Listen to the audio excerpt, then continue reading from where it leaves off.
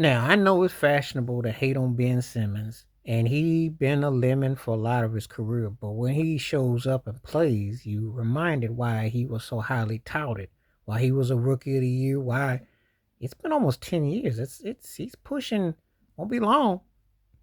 And the reason why you can look at him like not as bleak, do you know the Philadelphia 76ers are stuck with Joel Embiid and Paul George? Do you realize Joel Embiid might not even play 40 games again?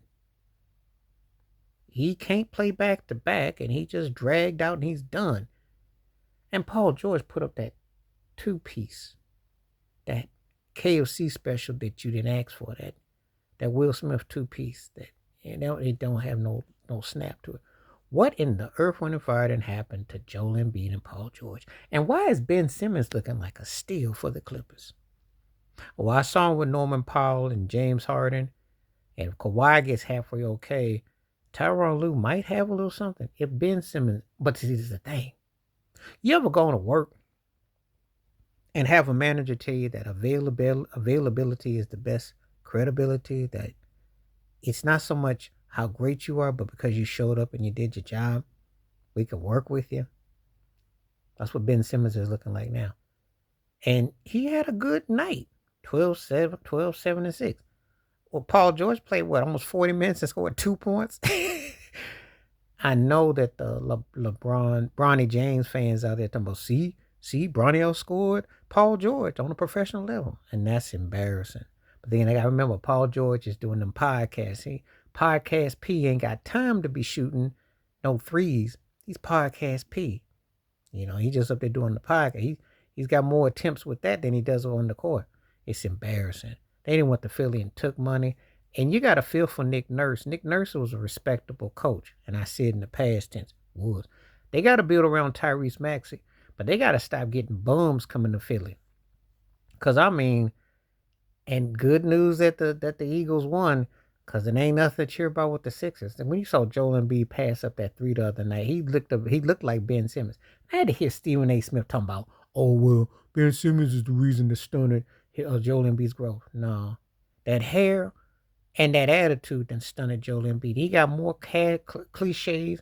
Cats are still talking about the process and duration. And I'm like, yeah, whatever. And Paul George, what have you done lately? We ain't seen you. You've been on a milk carton for like 10 years.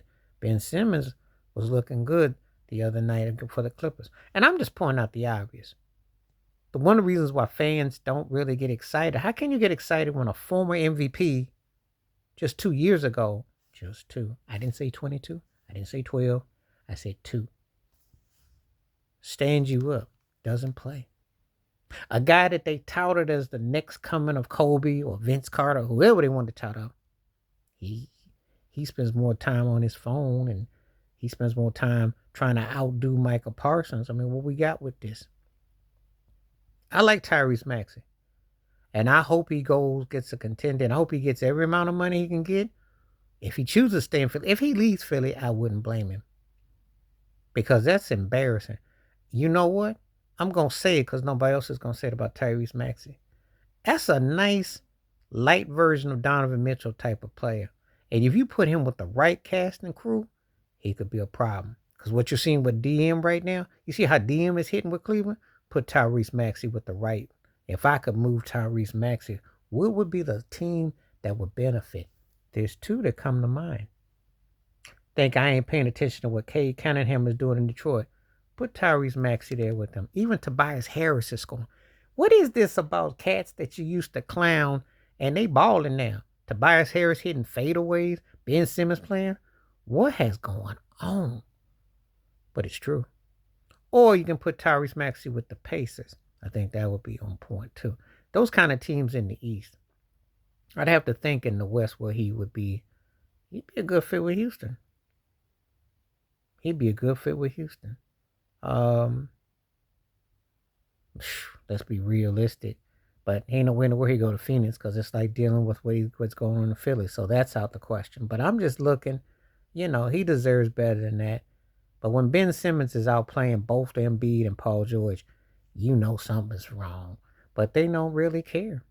They got paid, and they didn't gotten comfortable. So good thing Philly's got the Eagles, because if it was depending on them Sixers, somebody might not get out that building. I'm just saying, it's pretty bad. But anyway, that's just my thoughts. And and like I said, I like Tyrese Maxey. It's a shame that's what him and Nick Nurse are stuck with. Kelly Ouber's doing good. I like Kelly all right. They got a nice rookie. They got a couple pieces that are cool, but ain't what they signed up for. This is clearly the most disappointing team in the NBA. Clearly.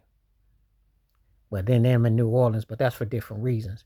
But Philly, well, maybe if Zion Williams was there, I guess it would make sense. You just eat your way or think your way or just talk your way, get you a podcast. I don't know what they doing.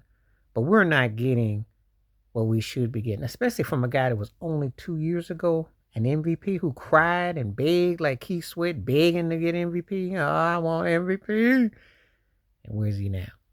Or Paul George couldn't play with Kawhi Leonard. The Clippers didn't want to pay him no more money. I think his daddy, somebody came out crying, talking about, ain't no money. And what he done in Philly? Take the money.